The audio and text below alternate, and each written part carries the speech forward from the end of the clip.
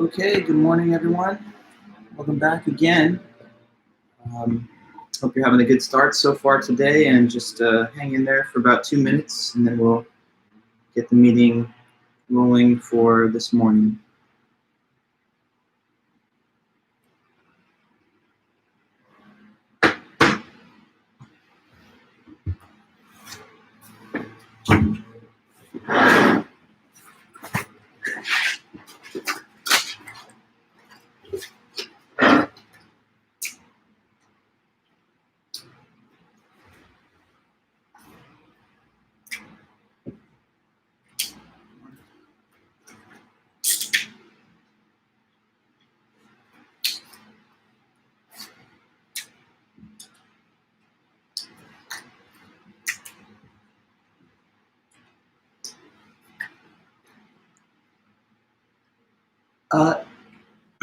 Yeah, not to worry, Megan. I haven't been able to go through my inbox this morning, but I responded to everything as of like yesterday morning. So anything that came in middle of the day yesterday, including up through class time, I'm going to clear my queue right after I'm done teaching today at 11 a.m. So don't worry. If you did send it and there's no error message like failure to delivery, then I'm sure I got it. But you would not be penalized if, let's say, I go into my inbox, don't see it, and you still have to resend it because I can tell that you've now noted that you tried to. But anyway, I'm sure there's no problem, and I'll let you know as soon as I'm done with class. And also everybody else that's here that's looking for their confirmation, you'll get it today, so not to worry. Okay. Just trying to get my marker situation in order here. Maybe I can get a couple better ones. Just throw things on the floor, why not? I have a big travel bag full of markers that I've accumulated, so some of them are better than others. And periodically I got to go back to that. Hi, Eva and everybody else. You guys are doing really good. Okay, it's 9 a.m. So I'm going to go on and get us back into our lecture today. Hi, Kelly and everyone. Thanks so much. Feel free to say hi as usual. So where we're at now is we have 2 more meetings on topics in the book. And then Wednesday and Friday next week, it's all review time, review session. I'm going to send you guys your study guide for this final exam tomorrow. So I'm just finishing up some of my last study guide questions for the list today, and then I'll mail it off to everybody in the morning tomorrow. So you'll have it through the weekend and throughout next week leading up to the final itself. And yes, today the second essays were due, so I'll certainly be going through my inbox and just checking off to send a response to everybody who mailed it in to me. So don't worry, sit tight, and I'll make sure to send you your message this morning before noon. As always, I have office hours on Fridays from 11 to 12.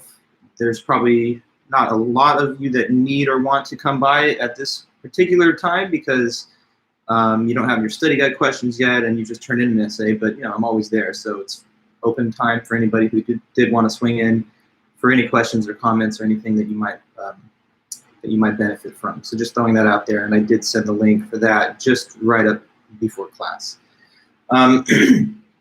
Okay, so what we are going to do today is try to finish up the last few parts of the Jean-Paul Sartre writing on existentialism, and then we'll try to take a look at another author's perspective on what makes a human life go well, which would be Derek Parfit. So today's goal and agenda is to mix Sartre, well, to finish Sartre and then move on and start talking about, maybe finish up Derek Parfit too. So let me return to the material of Jean-Paul Sartre for just a bit and tell you what things I wanted to add to that. Okay, so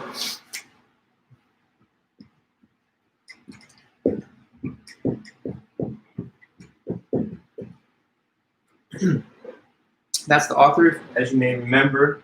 He lived from 1905 to 1980, and he had that 1945 paper/lecture that we're studying, which is called Existentialism. Okay, so Existentialism, it's a very kind of deep and nuanced concept and philosophical system, but I'm trying to give you guys the big basics of it. And I think I started by telling you about like a major kind of core claim that lies right at the heart of existentialist thought. It was something precedes something else. Does anyone remember this little phrase? That'll be my jump off point for what I'll say next. So existentialism says fundamentally that something comes before something else, something precedes another thing. And what are those?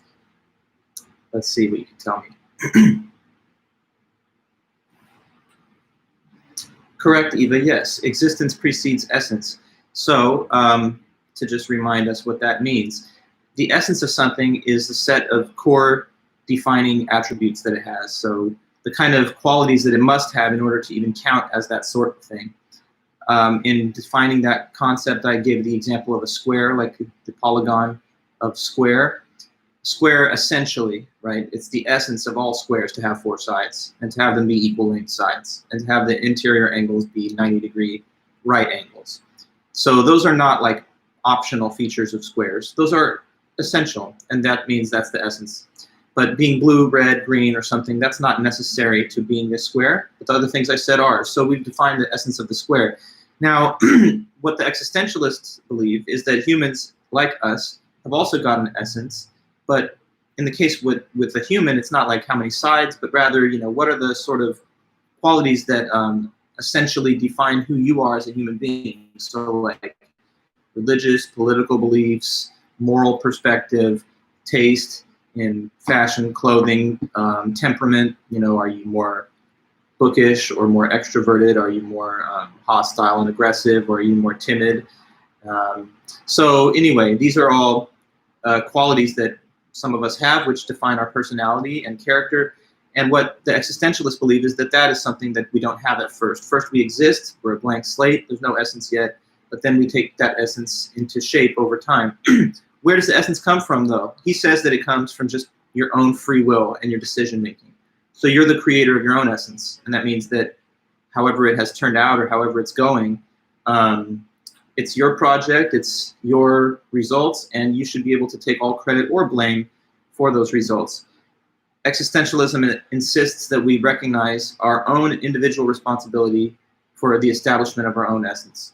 And that's why he says that when you create your own person, you kind of also simultaneously create all mankind, because as he would put it, the person that you want to be, that you decide to be, that you plan to be, represents your own version of the ideal life. So it's not that there's this one shining example that we should all kind of aspire to, like what Plato said, in order to live the best life. In fact, quite to the contrary, Sartre thinks that each one of us is already basically living the best life from our perspective that we can, because if we thought there was another way of living or another set of qualities that would be better for us to have, then we would have made different choices, or we could make different choices starting now to be that way. So whatever we're doing in our own lives manifests and represents what you think is the best way for all people to live. So he says when you basically like choose your major, you think that it's a good major, not just for you, but for people if they wanted to do it. If you choose to believe in a certain religion, then you endorse it for yourself, but you also believe that that's a good choice in general for anyone else that would want to make such a choice. So your vision of what's a good way to live is reflected in your own set of actions and choices and the essence that you end up establishing. Okay, so I think that's pretty much the stuff that I was able to talk about last time. I want to continue from there and just mention a few more key points in his essay too.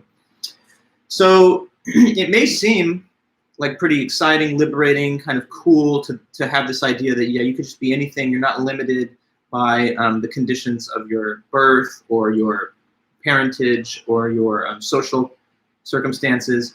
According to the existentialist, these external factors do not control your essence, because a person within any set of those factors could have made choices contrary to yours, and people do.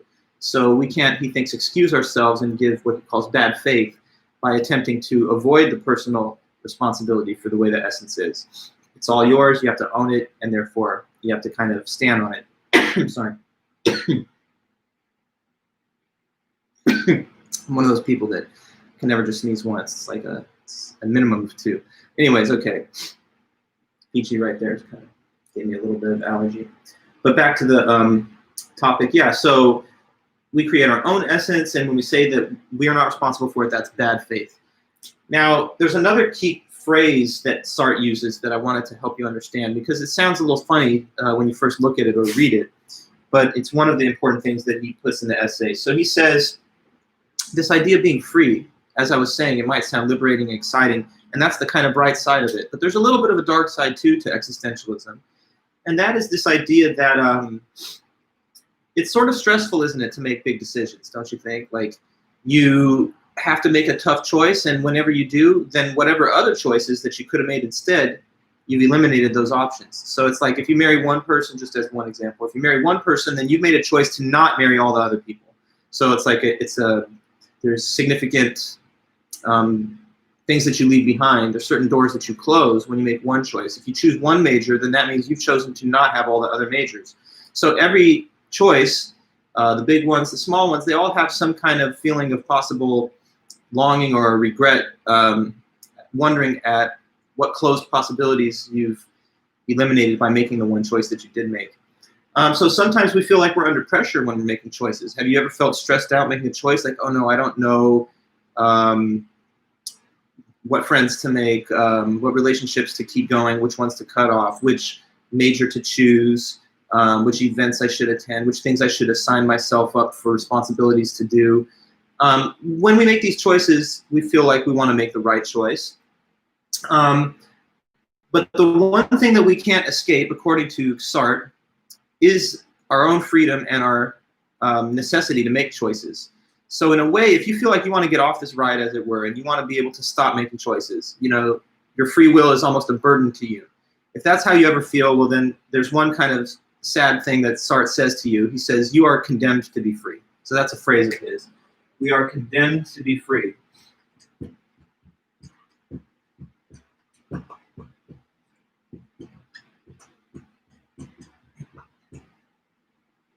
That's an interesting statement because it looks almost like a contradiction or like it's oxymoron.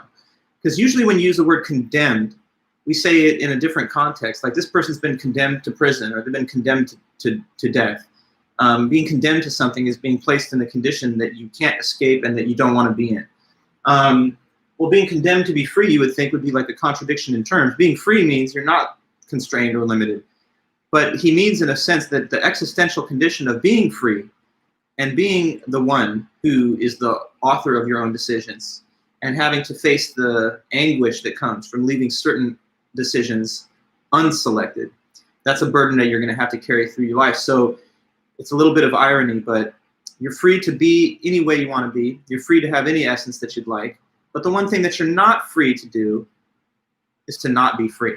Okay, so you can't escape your freedom. The one thing that you can't control is the fact that you are in control. So that's one interesting little point that he makes there.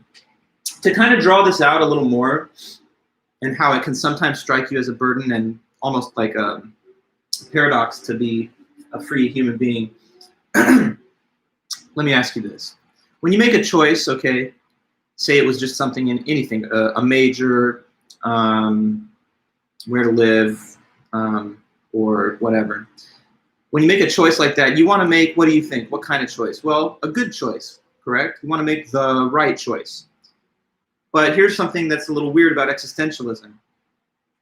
Say that you had a choice between like two majors. One was in the humanities and one was in the sciences or something, a STEM major versus a humanities major, and you liked them both a lot. And you're kind of torn between the two options and you're kind of struggling to make the decision.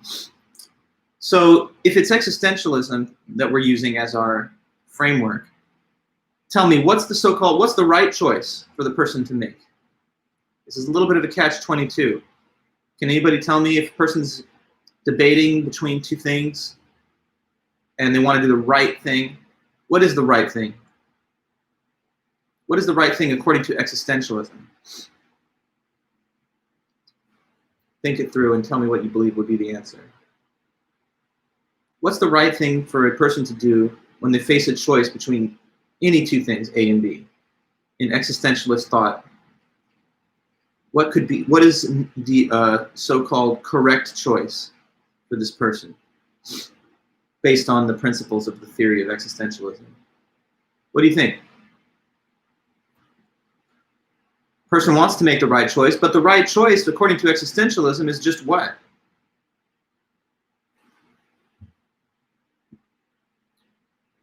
Yeah, so I see a couple things here. Jason, whatever more follows your own essence, correct. But who's the one that chooses the essence?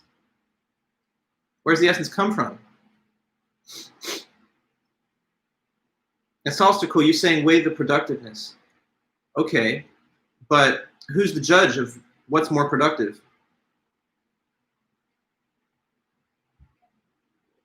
I'm pushing you further with response to your question. Yeah, yourself. So you're like thinking, I want to make the right choice, but whatever the right choice is just depends on your own preference. Isn't that kind of weird? You know, you want to do the right thing, but if somebody asks you what is the actual right thing, existentialism says, well, there's no such thing as like the objective fact about what's the correct thing. You're the one who decides what's the better way to live. So if you're the person who values the humanities and that's part of your essence, then choosing that is the right thing relative to you. If another choice you make is a different choice, you choose, no, I want to focus on a science field or whatever, or something technical. Well, in that case, then that reflects your own choice. So it's like the correct choice is just whatever. It's whatever you think it is, because you're the one who decides which option you value more. But that kind of makes the choice situation seem a little bit arbitrary, right? Because if you're wanting to make the correct choice, but the correct choice is just whatever you choose, then it seems like there's no actual objective standard of correctness, right? And therefore it deprives your choice of feeling like it has any kind of fundamental basis. It's kind of like a dog chasing its tail. You want to do the right thing, but when you're asking what's the right thing, you just get directed back to your own judgment. So that's sometimes a little frustrating. I mean, thinking if I marry this person, then I eliminate the option to all the other people. So should I do it or not? Well, there's nobody who can help you through the choice. The existentialist just says, look in the mirror and think a little more about your own free will and your own decisions and your own essence. And you can take it in any direction you want, but there's no answer to your question, what's the right, so-called right choice? What's right? You're the decider about what you even think right and wrong is. You could be the person who says, I believe utilitarian ethics is correct. No, I believe religious divine command theory ethics. Or no, I believe in a Kantian system. You could be a person who chooses to approve of certain policies or disapprove of them. You could be pro-life, pro-choice. But whether you're doing the right thing or not is a question that doesn't really make so much sense in existentialism. It's just you're the one who's the decision maker who validates the choice as being right from your perspective. So that might make it seem a little unsatisfying when you make the choice because you're like, it's right, but it's right just according to me subjectively, and that's the best I can do. To kind of illustrate this tricky sort of catch-22 situation, Sartre provides an example, okay? And I want to talk through this example with you. It's a real-life anecdote from his life. So as you guys know, he was a professor in Paris. I mean, he's a French person.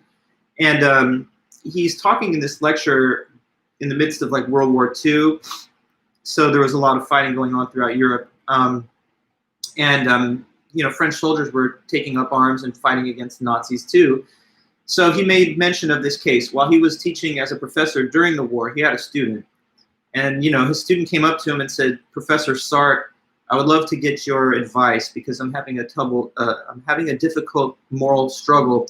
I have a moral dilemma and I'm having a tough time making a choice. So maybe you could give me some advice.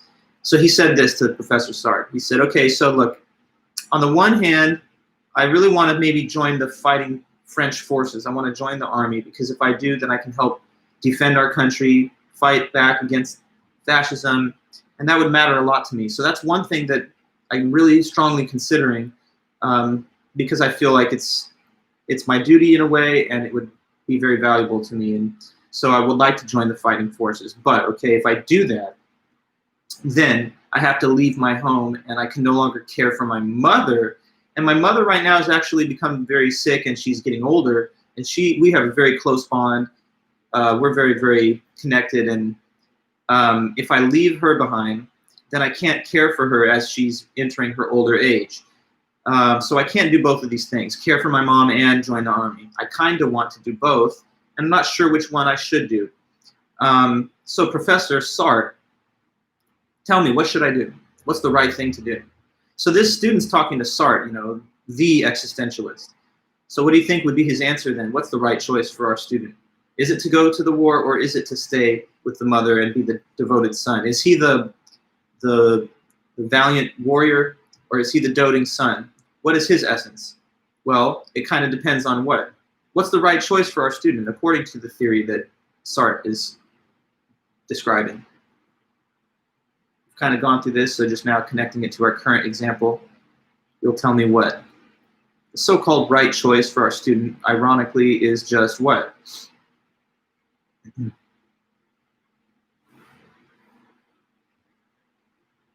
Whatever he feels like, whatever he chooses, right? And so we cannot say there's an objective standard of right action that can be impressed upon him from an external judge.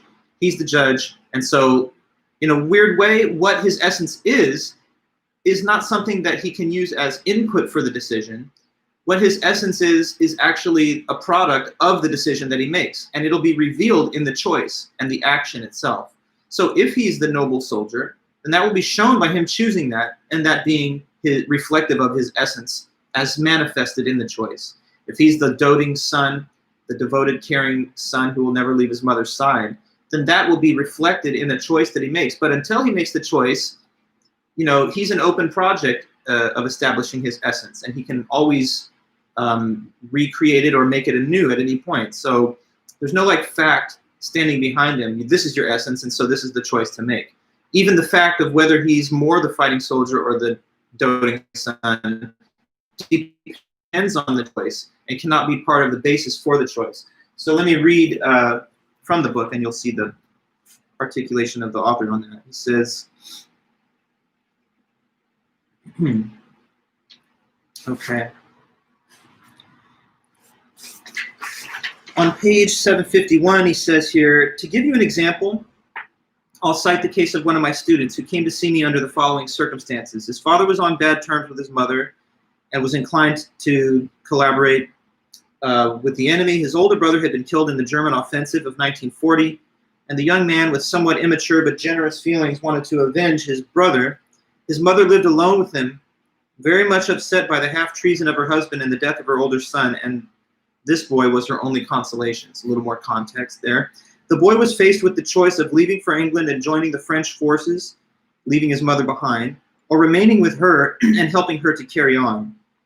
He was fully aware that the woman, his mom, lived only for him, and that him leaving and even perhaps being injured or killed would plunge her into deep despair. But he was also aware that everything that he did for his mother's sake was a sure thing, and going off and fighting was a bit uncertain. As a result, he was faced with two very different choices. One, concrete, immediate, but concerning only one individual, his mother. The other, concerned with a vast group, a national collective. And at the same time, he was wavering between two kinds of ethics. One, an ethics of sympathy and personal devotion. On the other hand, a broad ethics of duty to the state. And he had to choose between the two. So who could help him choose? Christian doctrine? No. Christian doctrine says, be charitable, love your neighbor, take the more rugged path, etc. But which is the more rugged path? So he says, even if you say, well, I'm going to use scripture as my guide, you're the interpreter of the scripture. So if it says, be your brother's keeper, and he's about to mention this, who are you going to treat as your brother? The mother that, is a family member, or your fighting compatriots out there who could offer support for? Once again, you really can't avail yourself of some external handbook to make the decision, because even the handbook itself will be subject to your own individual interpretation in terms of what it means. So what is the more rugged path? Whom should he love as a brother? The fighting man or his mother? Which does the greater good? Who could decide? Nobody. No book of ethics can tell him. Kantian ethics says, don't treat a person as a means. Okay, we studied that. It says, very well, but if I stay with my mother, I'll treat her as an end and not as a means. But by virtue of that fact, I run the risk of treating the fighting soldiers that are fighting for me as a means. And conversely, if I go join those that are fighting, I'll be treating them as an end, but maybe I treat my mother as a means because she provided all these things for me and made it possible for me to go fight. So he says, if values are vague And if they're always too broad for concrete and specific case that we're considering, the only thing left is to trust our instincts, and that's what the young man tried to do. And when I saw him, he said, in the end, feeling is what counts, and I ought to choose whichever pushes me in one direction. If I feel that I love my mother enough to sacrifice everything else for her, my desire for vengeance, action, and adventure, then I'd stay with her. And if, on the contrary, I feel that my love for my mother's not enough, then I'll leave.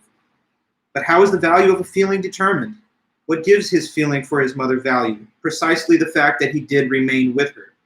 And so, by choosing to stay with her, he made that value concrete. Instead of something abstract, he made it real by it being shown forth in his actions. Okay, so another thing I want to mention about the existentialist viewpoint is that some people misunderstand that, okay, is this view a consequence of someone being like atheistic? Like, okay, so if there's no God, then you might say, well, that's where existentialism kicks in, because then we're left alone with our decisions and there's no like higher source of authority or guidance, and we're just the ones who have to ultimately decide and make decisions on our own.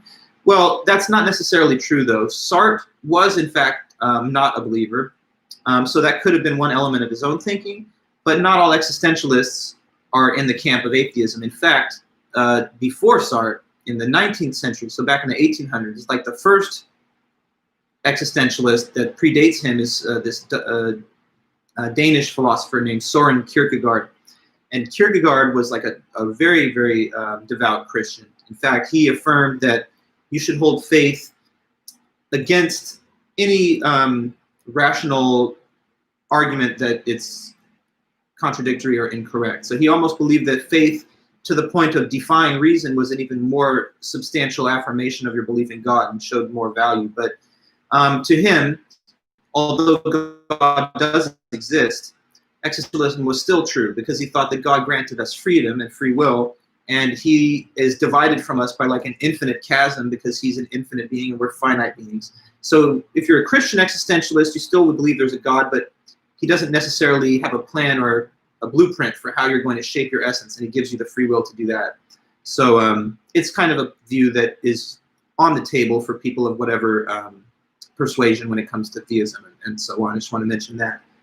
Okay, so the last word of his paper is, he says, some people might look at existentialism and find it to be a little bit not to their taste, because they might say, well, I don't necessarily like the way my essence is, and I would like to be able to blame someone else or something else for it, like talk to my parents or my community or something, or my schooling, if you want to get a clear knowledge about why I'm like this. But he says, no, you should instead see existentialism as, he has this phrase, optimistic toughness. So he says the correct perspective on his view of existentialism is optimistic toughness. And let me explain the force of both terms. The optimistic part, he says, sort of the positive side, is that you can be anything that you want to be. So existentialism tells you that you're not limited, that your freedom of choice gives you the option to be anyone or anything that you want, and that you're not governed by an external sort of set of factors that you don't have control over. So it reminds you of your freedom and your liberty to be anything. Like if you want to take your life in one direction with one set of values or a whole different one, it's always open to you. And at every moment you can always change. So that's the liberating and kind of optimistic aspect of it, that you really can be anything you want to be. So believe in your freedom and believe in the power of your free will. But the toughness element is that you also have to own it, whatever it ends up being. You have to own the consequences and the result of how your essence is. So don't ask yourself, why am I like this, and be frustrated about your essence. You have to take it on the chin. You have to be tough enough to say, well, I've decided to be this way, and therefore, whether it's something that I'm 100% happy with or not, it's all on me and I'm owning it. So that's optimistic toughness. You can be anything you want, but you also have to live with the results and not try to avoid that personal responsibility for how you've turned out. Okay, so let me read on that and then we can finish this Sartre discussion. He says at the end, when all is said and done, what we're accused of is not pessimism, but optimistic toughness. If people throw up to us our works of fiction in which we write about people that are soft, weak, cowardly, and sometimes even downright bad, it's not because these people are soft, weak, cowardly, or bad, because if we are to say that they are that way because of heredity, their environment, society, because of biological or psychological determinism, people would be reassured. So he's saying people like the idea that you've got no control and that everything external to you makes you be the way that you are. People would say, well, that's what we're like and no one can do anything about it.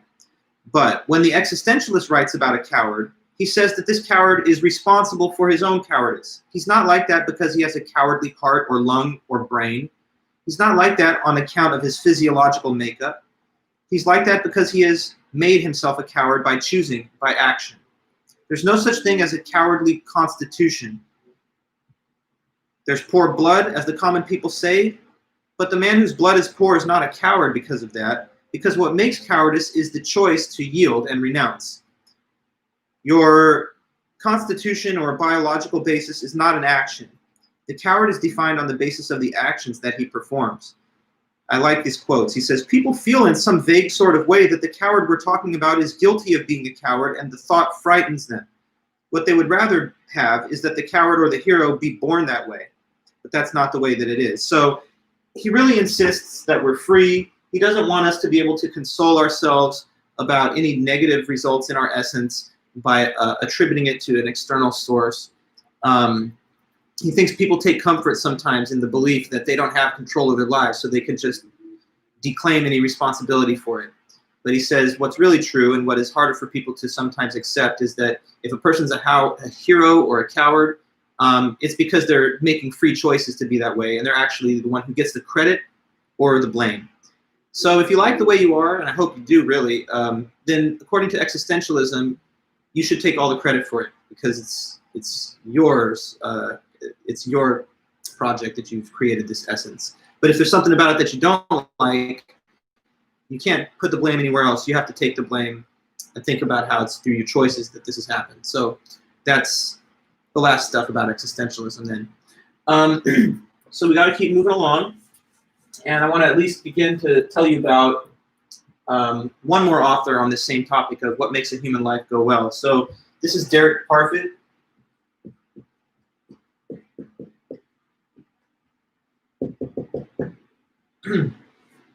Derek Parfit is a British philosopher who lived from 1942 to 2017. And he wrote a lot of interesting books on ethics, metaphysics. So he's definitely one of the big names of the 20th and then early 21st century. The paper that we're looking at from him is called What Makes Someone's Life Go Best? And this is from 1986.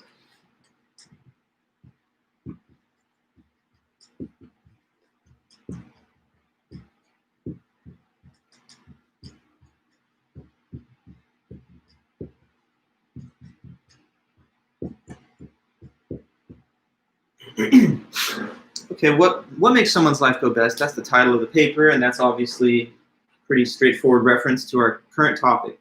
So that is the question, and we all think about this. All of us want our own lives to go well. At a minimum, I would think. You want your own life to go well. You don't want it to go bad or just meh, just neutral. You want it to be a good life.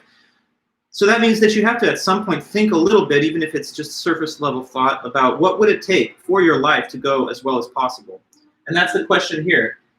What kind of stuff would have to happen for you or me or any person to say, this is it, this is the best it could get. It can't get better than this.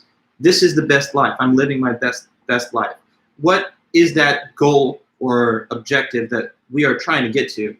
Well, he says in order to give an answer about what would make somebody's life go best, you have to think about what is it that's in a person's self-interest. To make your life go well, you have to, of course, feed into your self-interest somehow, but what is it that feeds into your self-interest? He says there are three possible theories of self-interest. So that's where we start now. Three theories of self-interest that are going to give slightly different answers to this question of what makes someone's life go best.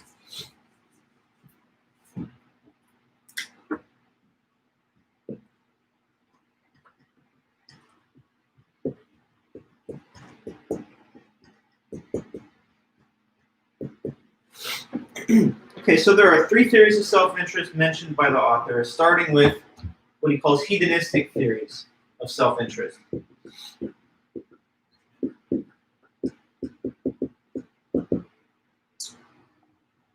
aside, other than that, there are what he calls desire fulfillment theories.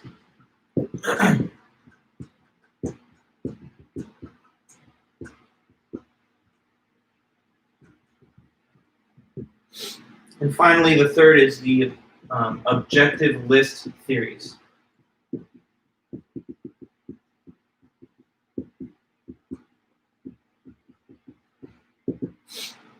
So hedonistic, desire fulfillment, and then objective list.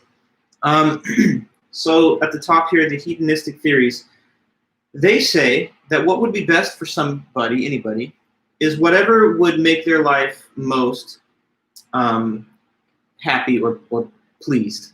So whatever actions create the most happiness / pleasure for you, those would be the actions that would make your life best. So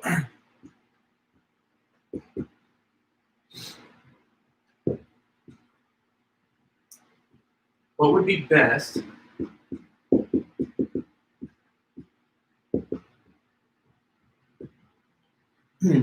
is what would make one's life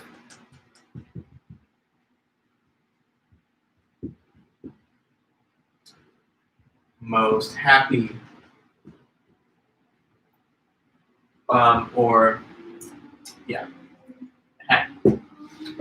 Desire fulfillment theories, similar but just with a slight twist on that. They say that what would be best for somebody is what would best fulfill their desires throughout their life.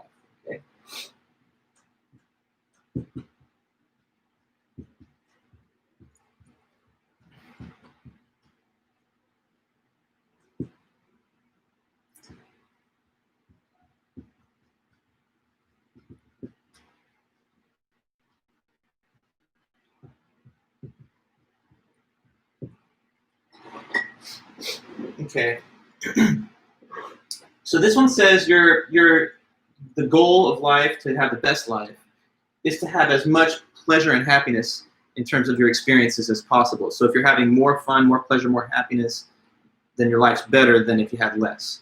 So if you like to measure the quality of life of two people, if one of them has more pleasure in it and the other one has less, then the one with more pleasure, their life's going better. That's this theory. The desire fulfillment theory, instead of just reference to simple pleasure, it talks about the fulfillment of desires. So desires are, as you know, things that you want that you don't yet have, right? Because if you already had it, you couldn't desire it. Like if you have a PS5 right now, then you can't say, I want one. But if you don't have one and you like that kind of stuff, then you might say, well, this is something that I desire, like it's on my Christmas wish list or whatever. So things that you desire, they can be experiences, they can be objects, they can be, like if you want to travel somewhere and you haven't done that, or you want to graduate, of course, and you haven't finished that. We've talked, I believe, about these points in different conversations at points throughout our semester. But to desire something is to want it. To fulfill the desire is to make it something that actually you've achieved or that has become real. So like I had a desire to graduate college, and I fulfilled it. And so you guys are on the same track, and you have other desires of your own, whatever they may be. We're each different people, so that can be a bit individualized. But anyway, this one would say, however many desires you have, fulfill more and more of them. And if you've got more of them fulfilled rather than less, then that contributes to a better life. If we compare two people and they have the same number of desires, but one person has a lot more of them that they've already satisfied, then that person's life's going better, I guess. And the other person's life is not going as well, because there's things they want and they're just not getting them. So anyway, that's two different possible theories of self-interest. Then we come to the objective list theories. The objective list theories are a breed apart from both of these, because these both say that something's good if it either makes you happy or if you want it. But in the objective list theory, it doesn't even really matter if you want these things or not, or even if you find them pleasurable. This one says that there are certain things that are just either good or bad for us objectively, even if we subjectively don't want the good things or do want the bad things. So basically, certain things are either good or bad for us, whether we like them or not. Okay, whether we want the good things or whether we don't want the bad things.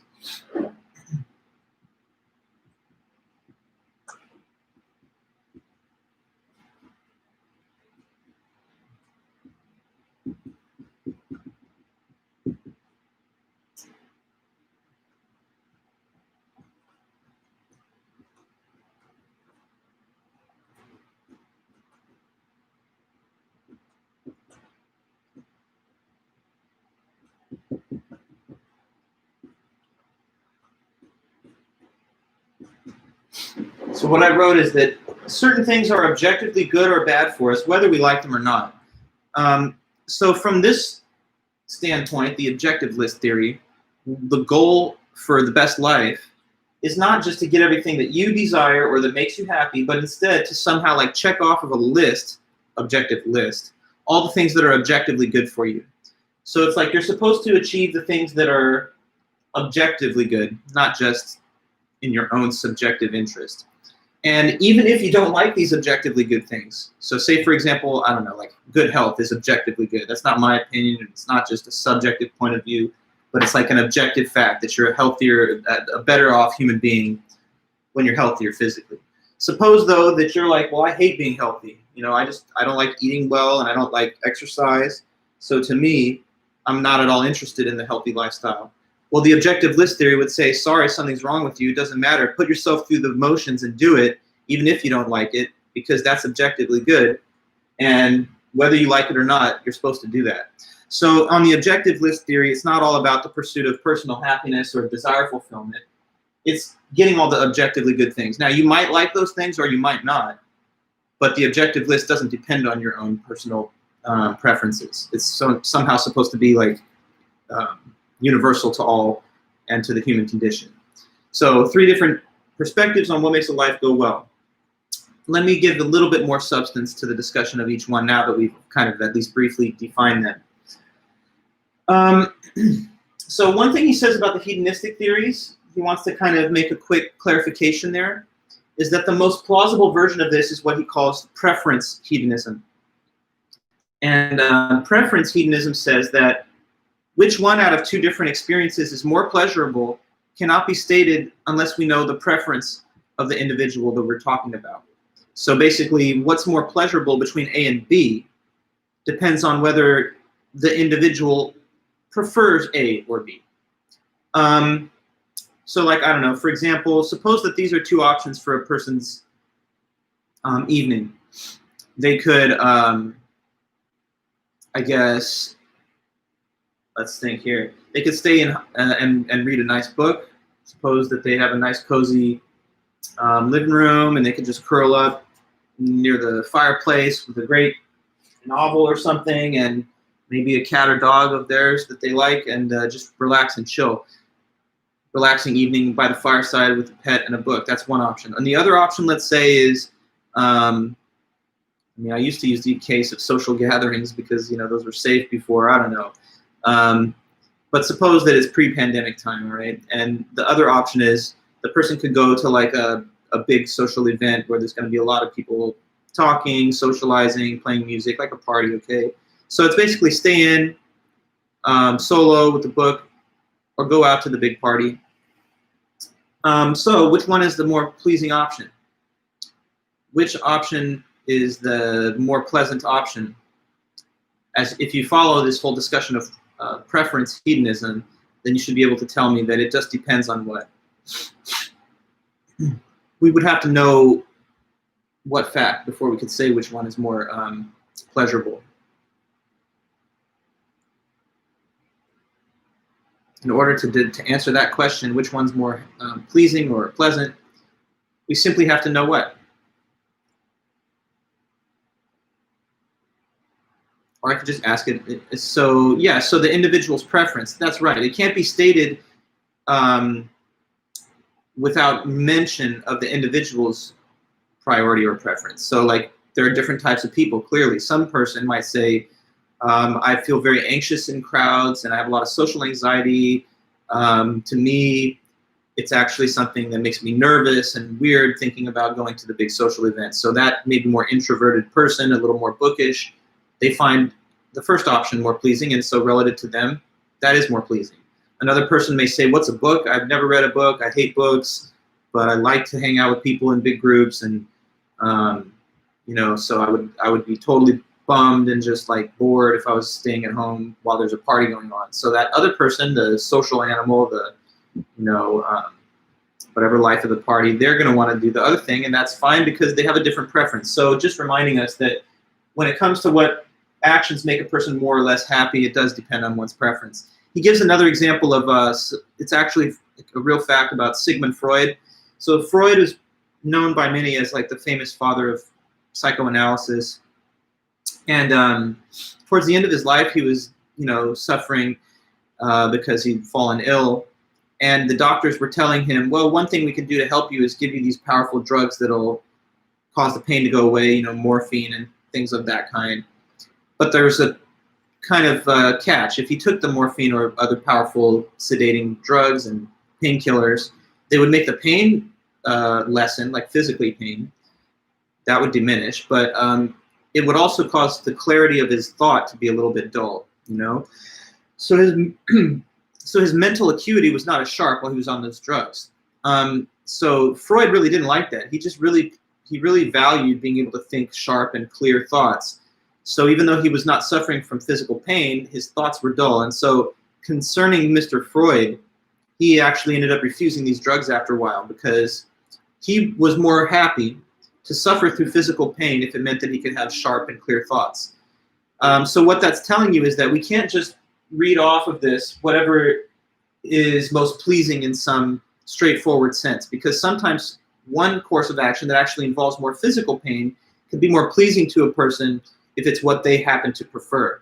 And so the Freud example is kind of like that. For Freud, no pain but dull thought is not as preferable as a little bit of physical pain but having clearer thought. So just another vivid example, illustration of the point being made by the preference qualifier to that hedonistic theory. He also has a little bit of refinement and discussion of the desire fulfillment theory that he also wants to give. So he says there are kind of two versions of this desire fulfillment theory, and one of them he thinks is not really reasonable or it's a little bit too much, but the other one he finds to be a little bit more plausible. So two types of desire fulfillment theory.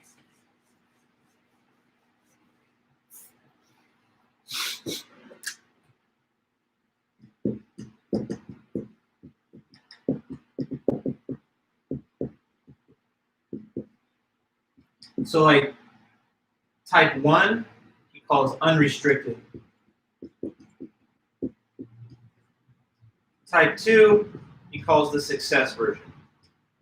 And he thinks that the success version of the desire fulfillment theory is the more reasonable, plausible one. Okay, so I'll have to just explain the differences between the two and why he thinks this one is the sort of more realistic or reasonable option. Okay, so the unrestricted desire fulfillment theory says that all of a person's desires count or matter in the question of how well their life is going. So like there's no restrictions on what kind of desires are being judged when we ask the question, how well is this individual's life going? So this would take on board all possible desires, from the biggest to the smallest, and even those that don't necessarily have anything to do with your own projects and goals. The success version of the desire fulfillment theory, though, restricts the relevant desires that count just to those that involve your own goals and your own projects. So this one he says is more plausible, and I'll explain why. So again, the unrestricted version says all desires matter towards how well your life is going, and the success version says no, only the desires that refer to your own personal goals and projects that you've started count or matter in the judgment or the estimation of how well your life is going. So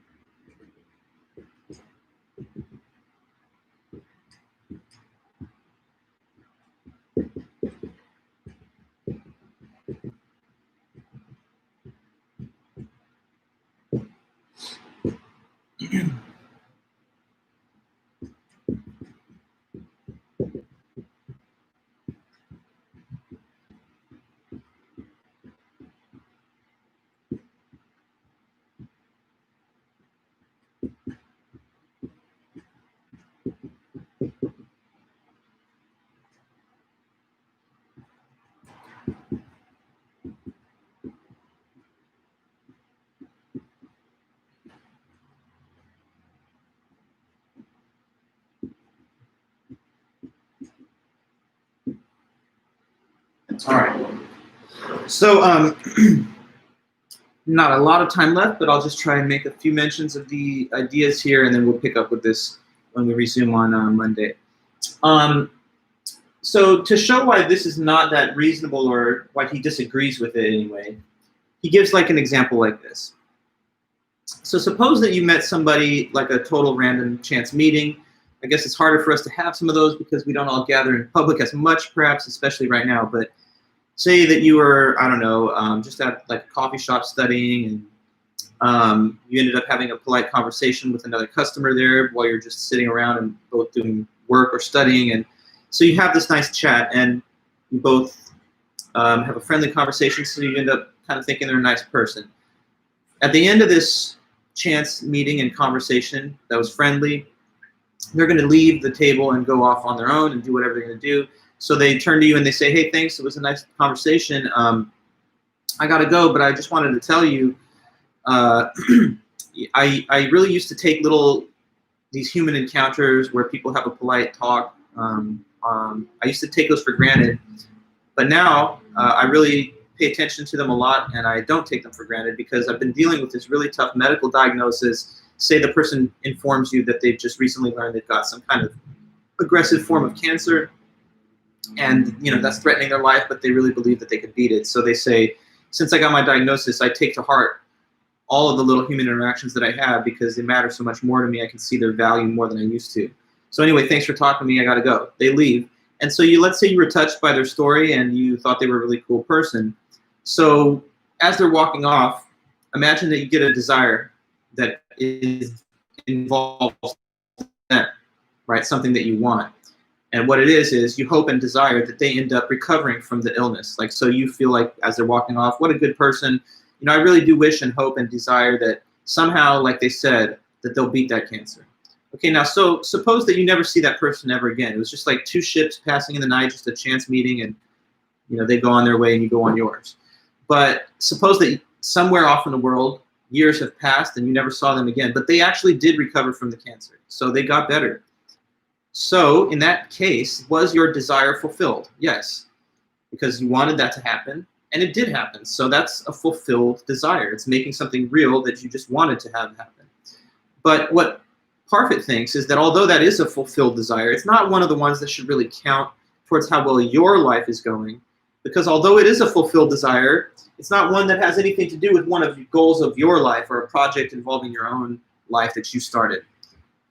So he would say, to the extent that the unrestricted version takes all desires on board, it's taking on too much, because he thinks intuitively a person's quality of life is not enhanced or harmed by means of a desire that involves something unrelated to them either being fulfilled or not.